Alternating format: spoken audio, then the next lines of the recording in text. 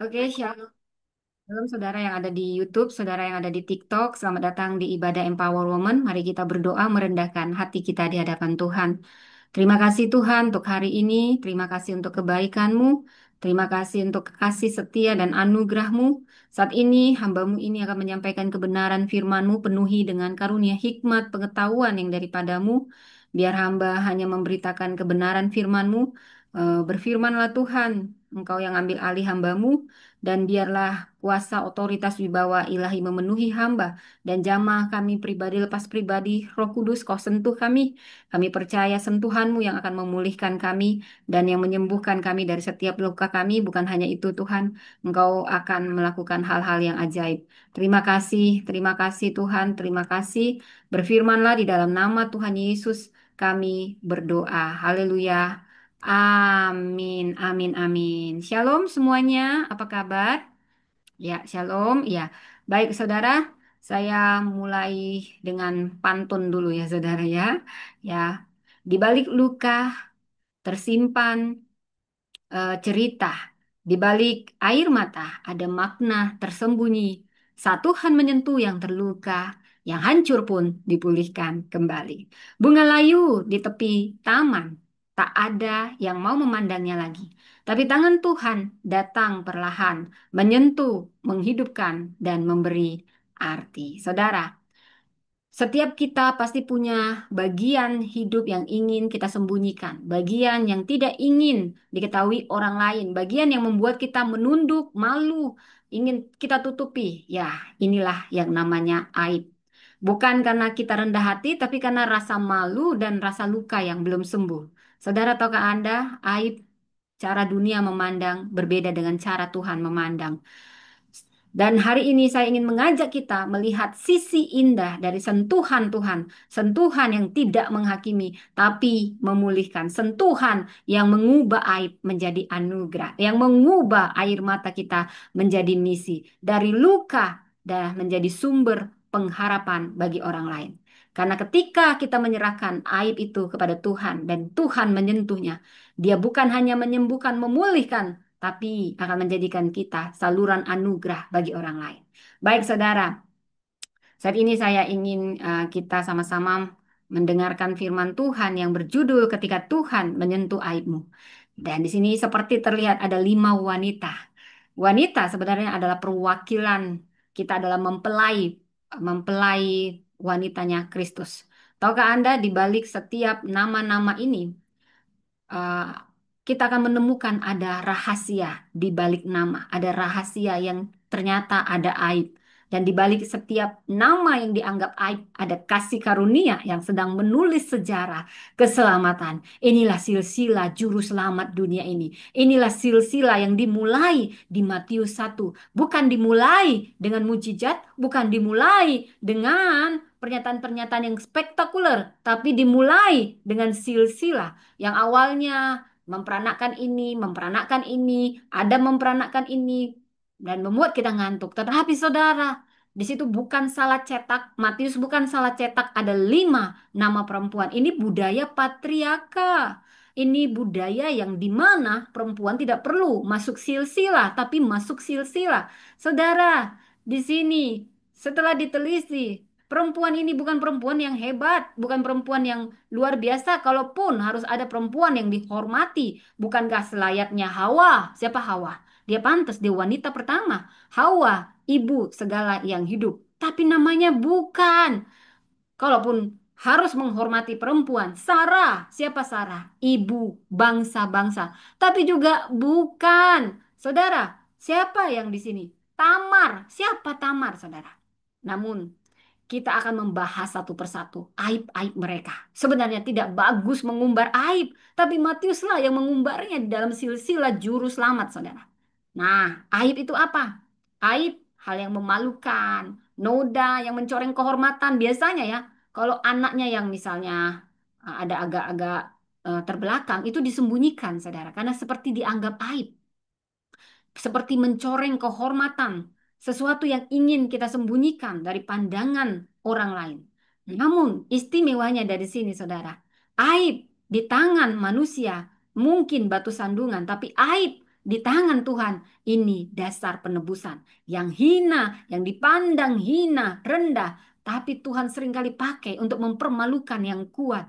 Saudara, aib menurut Alkitab dan dunia ini sangat berbeda. Aib mungkin ketelanjangan rohani. Ini kemuliaan Tuhan hilang. Dan aib secara sekuler, sesuatu yang ingin kita sembunyikan. Namun aib di tangan Tuhan, bukan hanya sekedar dipulihkan, kita akan melihat suatu anugerah. Saudara, dari sini kita tahu bahwa silsilah Kristus akan aduh, Kristus kan juru selamat. Kenapa ada nama-nama perempuan, bukan perempuan-perempuan penting, perempuan-perempuan yang ternyata penuh aib. Saudara, ini bisa kita katakan silsilah yang retak. Tetapi istimewanya bukan hanya titik. Aib belum akhir. Tapi dibenarkan oleh anugerah. Saudara, Tuhan tidak pernah menghapus masa lalu Anda. Dia menerima Anda utuh, baik semua aib-aib dan masa lalu. Karena Tuhan adalah maestro, sang yang paling luar biasa. Masa lalu kita bukan akhir kisah kita, tapi itu justru awal panggung kuasa Allah. Tapi syaratnya, berikan itu kepada Tuhan. Dia akan menulis ulang dan menulisnya dengan modifikasi yang luar biasa dengan tinta anugerah. Saudara, mari kita lihat di sini saudara. Matius 1, Anda bisa baca di Matius 1 ayat 1 sampai 17. Namun, karena begitu panjang dan ada banyak topik di sini saudara, maka saya ingin kita melihat langsung ke nama-nama perempuan. Aduh ini seperti orang Batak, nggak perlu nama perempuan. Tapi kenapa di silsilah Yesus Kristus Juru Selamat dunia yang harusnya maha kudus, yang harusnya penuh kehormatan, tapi seakan-akan silsilah ini tercoreng oleh 5 nama wanita ini. Sebenarnya wanita ini mewakili kita semua. Mungkin kita punya aib-aib yang sama dengan para wanita ini. Tapi istimewanya, di sinilah Kristus sedang menyatakan anugerahnya bukan karena kuat dan gagahmu. Aku tidak mencari yang sempurna, tapi aku menyempurnakan segala sesuatu dengan kasih anugerahku. Saudara, saya langsung lompat Matius 1 ayat 3. Yehuda memperanakkan Peres dan Zerah dari Tamar. Kenapa? Nama pertama Tamar. Kenapa harus disebut siapa Tamar? Yang saya kenal Tamara Blesensky yang katanya mirip sama saya, saudara. Tapi ini ternyata Tamar. Nanti kita bahas. Bukan orang penting, malah janda yang disia-siakan. Lalu dikatakan Peres memperanakkan Hezron dan Hezron memperanakkan Ram.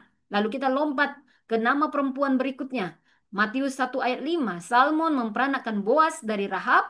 Boas memperanakkan Obed dari Rut dan Obed memperanakkan Isai. Di sini sudah ada 3 nama perempuan, Tamar, Rahab, Rut. Tahukah Anda, ketika diteliti, saudara, saya akan bahas satu-satu ya.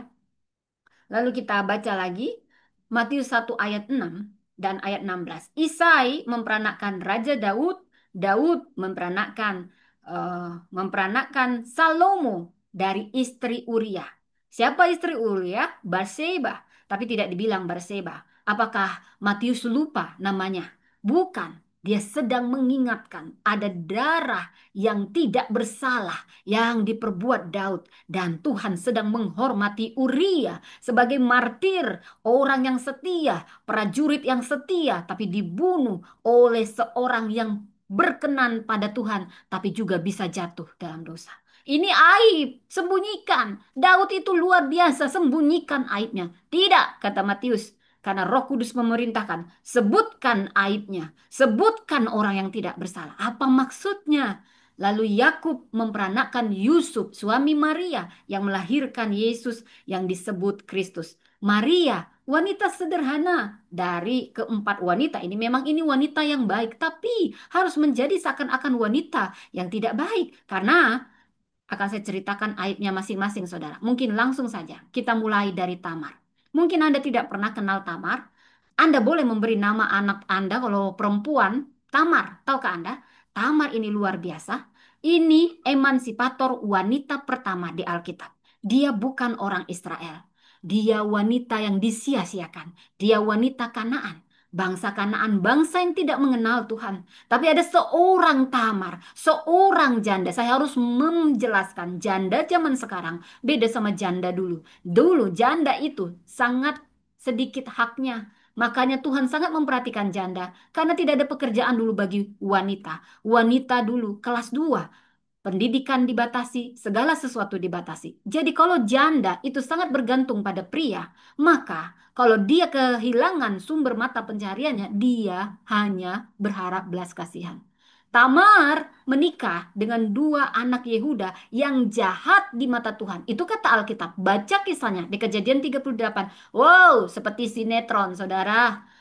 Disitulah juga asal kata onani, onan, jahat di mata Tuhan, dibunuh sama Tuhan. Bukan si Tamar, tapi si Tamar dituduh sebagai janda sial, Black Widow. Yehuda seakan-akan menyalahkan Tamar sebagai biang penyebab anaknya mati. Dia tidak pernah introspeksi kalau anaknya yang jahat. Saudara, kalau dibilang saja jahat di mata Tuhan, apalagi di mata istri. Saudara, bukankah semua telanjang di mata pasangan kita? Bahkan kalau kita baik di mata Tuhan, belum tentu baik di mata istri. Apalagi kalau sudah jahat di mata Tuhan, apalagi di mata istri, saudara.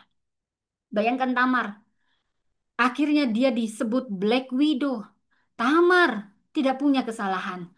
Tapi seakan-akan Yehuda menyalahkan dia. Yehuda mem-PHP dia. Oh, nanti aku beri anakku Sela karena ada hukum Levirat di mana harus ditegakkan keturunan bila suaminya meninggal, adiknya wajib menegakkan keturunan. Tetapi Yehuda takut kalau anaknya ketiga mati lagi. Dia menyalahkan Tamar, dia mengusir Tamar secara halus, dia PHP Tamar, dia gantung Tamar. Tamar maju kena, mundur kena. Karena ada hukum Lepirat yang tidak membolehkan dia hamil. Dia rindu, dia makin tua, dia takut menopause, dia digantung sebagai janda. Di rumah orang tuanya, mungkin dia sedih, dianggap kamu ini sial banget sih. Kenapa sih masih datang-datang ke rumah orang tua? Tapi diusir sama mertuanya. Saudara, dia melakukan tindakan yang sangat kontroversial. Dia merancang untuk ditiduri oleh mertuanya sendiri, incest. Saudara, kalau mertuanya ini adalah mertua yang dia kagumi, masih mending. Kalau dia misalnya ada rasa kagum, ya kan, ada rasa cinta, ya karena baik, ya biasanya begitu. Tapi ini mertua yang paling menyebalkan, mertua yang mempeng-HP dia, mertua yang gak peduli dengan nasibnya, yang menyia-nyiakan dia, saudara. Dan dia dengan sadar mau tidur dengan itu. Saudara bisa bayangkan, ini wanita yang punya hati besar. Ini bukan soal nafsu, ini soal keturunan, ini soal hak, ini soal keadilan. Ada wanita yang hampir putus asa, tapi dia memilih tidak putus asa. Aku akan emansipasi, aku akan bela hakku, kalaupun aku harus tidur sama Yehuda. Dan Tuhan seakan-akan mendengar doa perempuan ini. Dan ketika dia ditiduri mertuanya, dia belum beranjak dari tempat tidurnya. Saya masih ingat Kejadian 38 ayat 19. Dia hamil. Tuhan seakan-akan menyetujui perbuatan kontroversial Tamar tahu kalau aku ketahuan karena dia menyamar, aku bisa mati. Tapi lebih baik aku mati, berjuang untuk hakku daripada terlunta-lunta seperti mati tidak, hidup tidak. Dan dia bertindak. Dan saya mau katakan siapapun yang bertindak untuk keadilan, sekalipun Anda sendirian, Tuhan akan membela Anda. Ketika manusia menolak hakmu, Tuhan yang menegakkan martabatmu. Ini aib yang pertama, saudara. Tamar, walaupun inces, tapi dari keturunannya, dari anaknya, dia nggak minta, dia hanya minta keturunan. Tapi Tuhan memberi double-double porsi. Dia dapat dua anak laki-laki, dua anak kembar, laki-laki pula. Nama dia tercatat di silsilah. Karena Tuhan melihat air mata wanita yang disia-siakan ini. Walaupun dia orang Kanaan, janda miskin yang disia-siakan, tapi dia diberi penghormatan ketika dia tidak menyerah dengan keadaan dan membawanya kepada Tuhan. Aib yang diubah jadi anugerah. Rahab, ini wanita yang kedua. Wow, ternyata wanita yang kedua di silsilah Kristus. Seorang pelacur. Pelacur. Harusnya itu disembunyikan. Itu aib, aib, aib, aib. Saudara, Tapi tidak, seakan-akan Tuhan bilang, apapun masa lalumu, aku melihat keberadaan hatimu saat ini. Rahab ini cantik, tapi semua petinggi Yeriko sudah memakai jasanya. Tapi yang saya salut dari Rahab, saya yakin karena kesulitan ekonomi lah dia menjadi seorang pelacur. Kenapa? Karena dia masih ingat seluruh keluarganya sampai sepupu-sepupunya ditolongnya. Dia bilang, kalau nanti kau datang, karena aku percaya pada Allah Israel, aku berani memberi diriku, aku menyembunyikan kau. Kalaupun aku mati, biar aku mati. Tapi aku berjuang karena aku tahu Allahmu lah yang benar. Dan Tuhan memperhitungkan imannya sampai dia disebut pahlawan iman, sang pelacur, pahlawan iman. Di waktu dia melacur, imannya malah tumbuh dari pendengaran hanya apa kata orang. Ini wanita yang berhati besar dan bukan hanya beriman, dia menunjukkan kebesaran imannya dengan tindakan iman.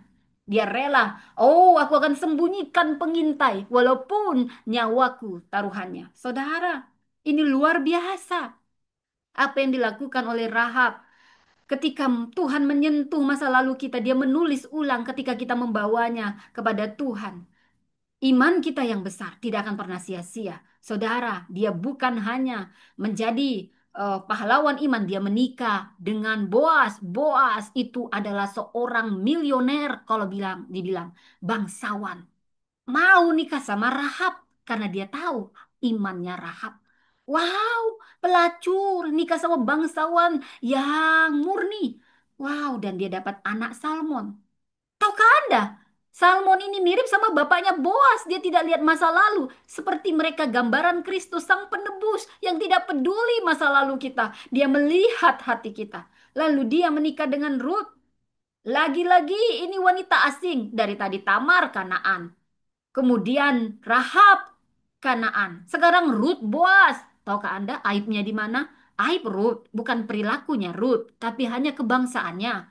Moab itu bangsa terkutuk, najis, najis, najis. Tidak ada yang baik di situ. Perut wanita hamil dibelah, bayinya dilempar-lempar. Mereka mempersembahkan anaknya untuk dewa-dewa mereka. Anaknya dimakan, itulah bangsa Moab. Tapi ada Ruth. Wow, Tuhan tetap mengasihi tidak lihat bangsa, tapi lihat hati. Ruth, begitu dia setia. Saudara, sekarang jarang melihat orang yang setia. Orang yang baik banyak, tapi orang yang setia sulit mendapatkannya. Biasanya, kalau orang yang baik belum tentu setia, tapi kalau orang setia sudah pasti baik.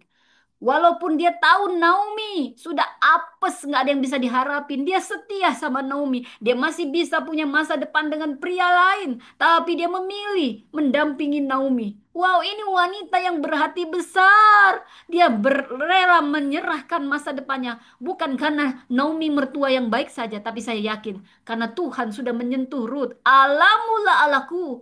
Jangan suruh aku pergi. Allah mula Allahku, kemana kau pergi ke sana aku? Walaupun dia masih muda, dia masih punya kebutuhan, tapi dia setia, saudara, dan Tuhan mengingat setiap kesetiaan kita. Apapun yang kita perbuat pada Tuhan dengan ketulusan dan kesetiaan, ada upah yang Tuhan sediakan. Ruth, perempuan Moab, tetapi dia sangat setia, kehilangan segalanya, tapi dia tetap memilih setia, dan kesetiaannya dihormati. Dia menikah dengan konglomerat yang sangat baik, yaitu anak dari Boas, yaitu Salmon, saudara. Ya, itulah yang membawa, ini mungkin bukan Boas ya, mungkin Salmon. Ya, ini Boas, saudara. Ya. Saudara, dari ketiga ini, masuklah wanita keempat. Lagi-lagi bukan wanita spektakuler. Batseba. Aduh, kalau kita ingat Batseba. Oh, itu kan wanita mandi penggoda Raja Daud yang membuat raja kami jatuh. Raja Daud punya banyak istri, banyak gundik. Pasti banyak saingan Batseba. Dasar kau Batseba. Kau udah punya suami Uria. Goda-goda raja. Padahal yang salah bukan Batseba. Namanya mandi, ya harus telanjang. Daud yang salah tempat. Harusnya berperang tapi tidak berperang. Energi untuk perang jadi energi nafsu. Makanya jangan suka kenyamanan, itu bisa membuat Anda jatuh. Batseba akhirnya berzina dengan Daud. Kesalahan Batseba, dia tidak berani bilang tidak Daud. Kalau seandainya dia bilang berani tidak Daud, dia di posisi yang benar. Tapi mungkin juga karena wanita kelas 2. Dan dia adalah Raja Daud. Dan Uria adalah prajurit Daud. Seorang wanita. Mungkin saja dia sedang berusaha melindungi suaminya. Karena Daud bisa saja mengambil atau kapan saja bisa mengambil. Tapi Daud melakukan suatu power abuse. Ketika Batseba hamil, dia bunuh Uria. Karena itu yang disebut istri Uria, bukan Batseba. Ada niat untuk menghormati seorang yang tidak bersalah karena power abuse. Tahu kau Anda, bukan Daud yang paling terluka dari kisah ini. Batseba, lukanya 10 kali dari luka Daud. Dia bisa kepahitan sama Daud. Dia bisa kepahitan sama semua mama-mama, istri-istri, dan semua yang menghakimi dia sebagai wanita penggoda. Dia bisa kepahitan sama Tuhan. Tuhan, aku salah apa? Mandi langsung ditiduri. Aku belum tentu mau ditiduri Daud.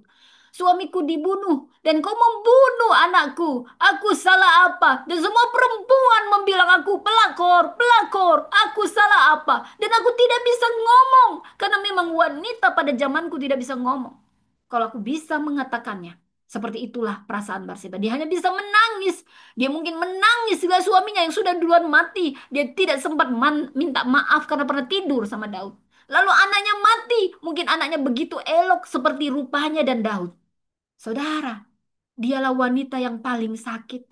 Tapi Tuhan melihat air mata Batseba dan dia bawa itu kepada Tuhan dan Tuhan pulihkan, lahirlah Salomo, penghiburan bagi Batseba.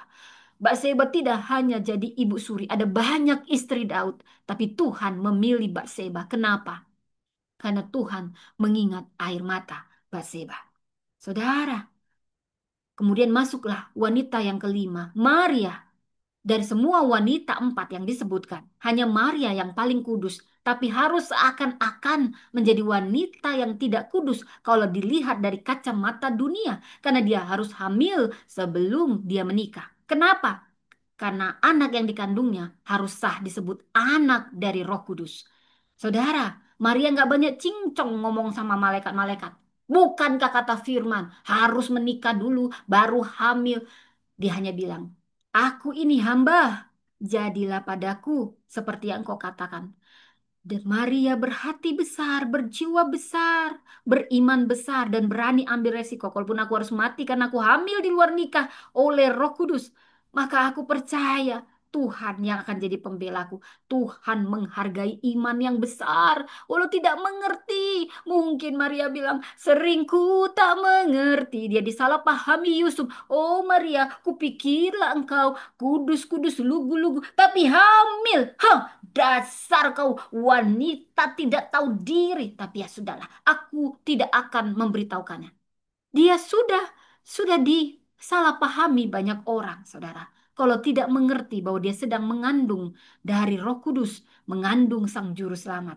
Bahkan dia harus melahirkan di kandang domba, Tuhan. Dia bisa protes. Aku sudah hancur reputasi sebagai wanita perawan ting-ting yang menjaga kekudusan demi mengandung Juru Selamat. Sekarang kau suruh aku lahiran lagi di kandang domba. Dia tidak banyak cincong seperti kita yang banyak cincong, saudara.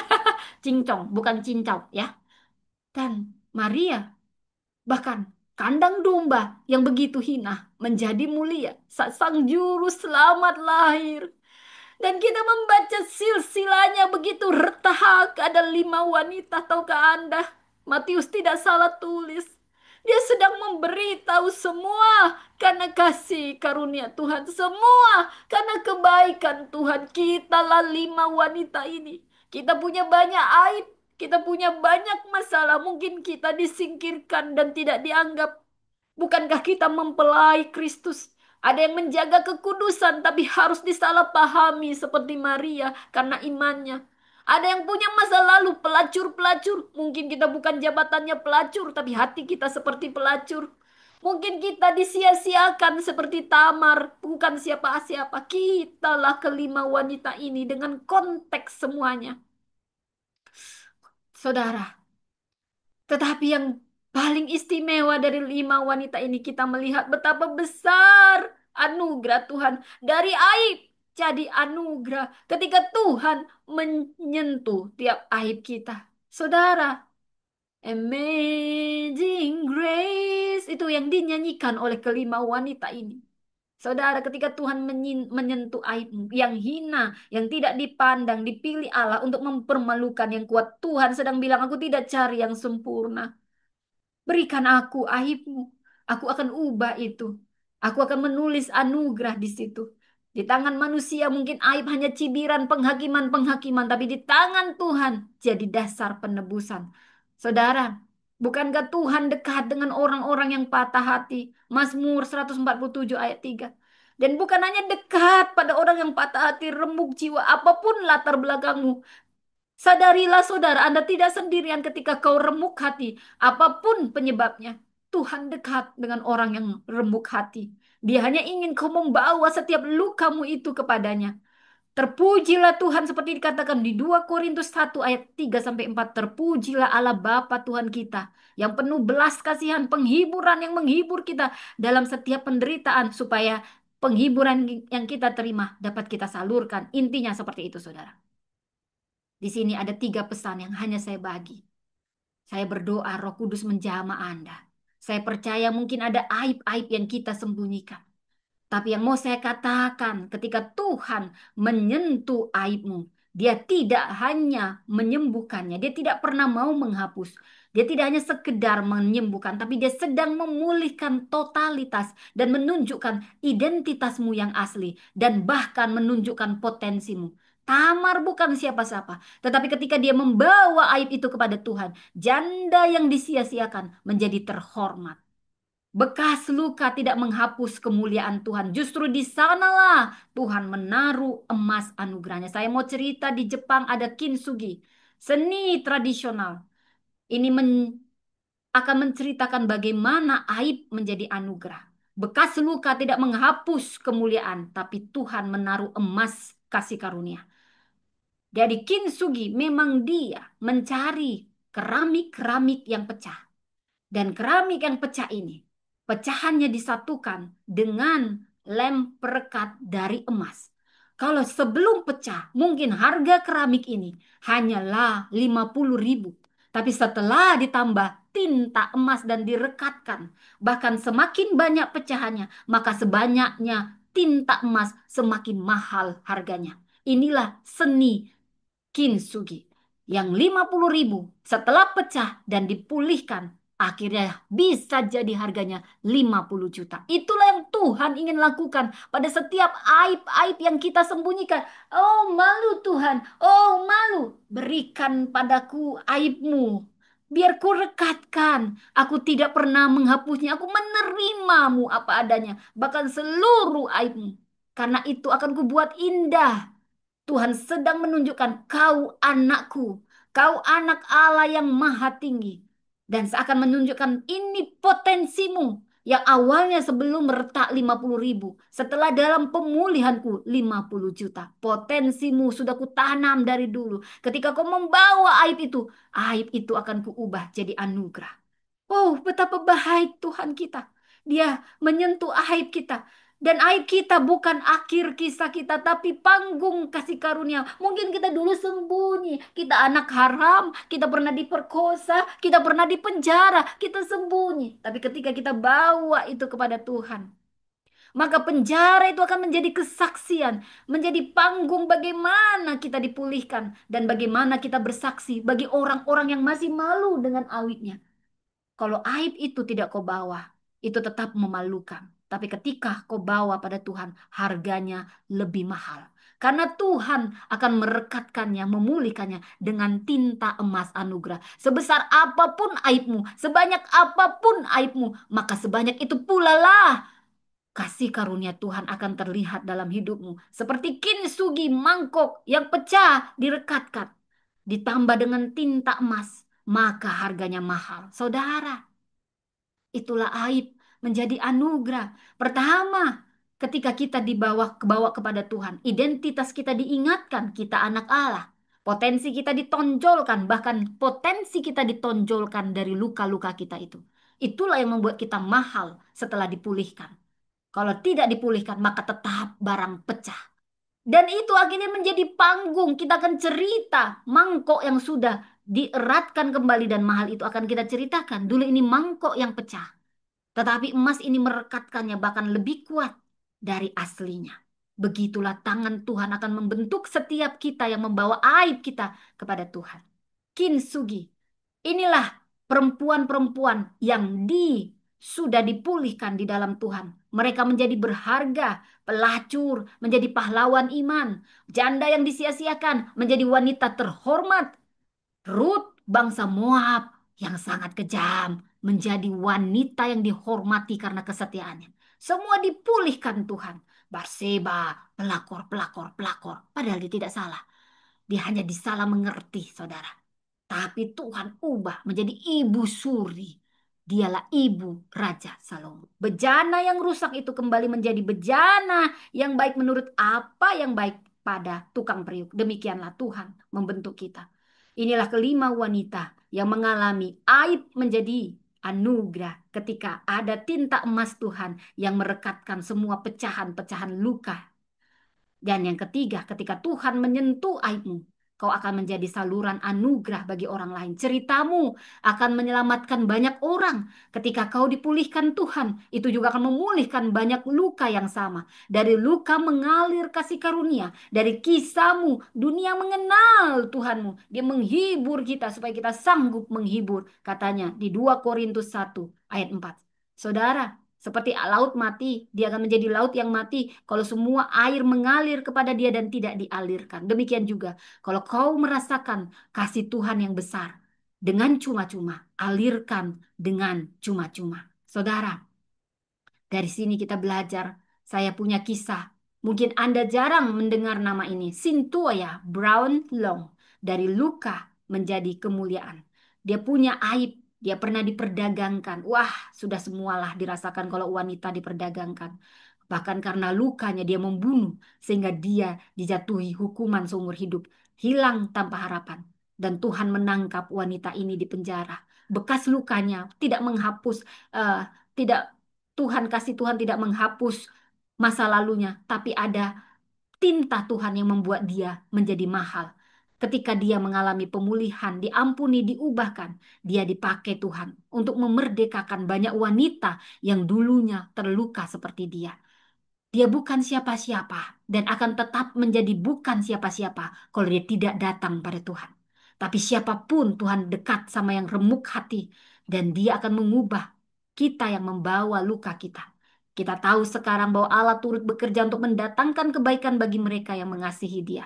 Saudara, kalau kita sudah dipulihkan, Tuhan berkata di 2 Korintus 5 ayat 17, kita dalam Kristus ciptaan baru, yang lama sudah berlalu, sesungguhnya yang baru sudah datang. Kita ciptaan baru, saudara. Dan dari setiap kepingan hidup Tuhan menenun karya indahnya. Jadi, apa yang harus kita lakukan? Serahkan aibmu kepada Tuhan. Karena tidak ada aib yang terlalu besar yang tidak bisa dipulihkan oleh kasih karunia Tuhan.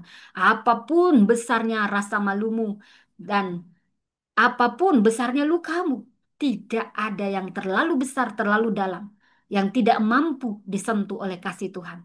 Ketika orang yang tertindas berseru, Tuhan mendengar. Tuhan dekat dengan orang-orang yang tertindas. Jadi ketika Tuhan menyentuh aibmu, Dia akan mengubahnya. Mengubah setiap aib, setiap luka menjadi lukisan yang indah. Dan dari sini kita belajar. Karena setiap orang punya masa lalu. Jangan cepat menghakimi orang dengan masa lalunya. Karena Tuhan pun tidak pernah menghakimi kita dengan masa lalu kita, dengan aib kita. Kalau kita punya aib dan kita diampuni, maka perbuatlah demikian juga kepada orang ketika dia memohon belas kasihan kita. Setiap orang yang berdosa punya masa depan, sama seperti setiap orang yang kudus punya masa lalu. Saudara, lihat orang berdosa dengan kacamata rahmat, bukan penghakiman. Tuhan berkata kepada wanita berzina, tapi ada penekanan, aku pun tidak menghukum engkau. Ada banyak alasan Yesus menghukum wanita yang kedapatan berzina, dan dia hanya berbuat kasih. Pergilah, dan jangan berbuat dosa lagi. Saudara, itu sentuhan yang luar biasa. Dan kalau kau pernah terluka disentuh Tuhan, Jadikan itu kesaksian. Jangan kau simpan, nanti kau seperti laut mati.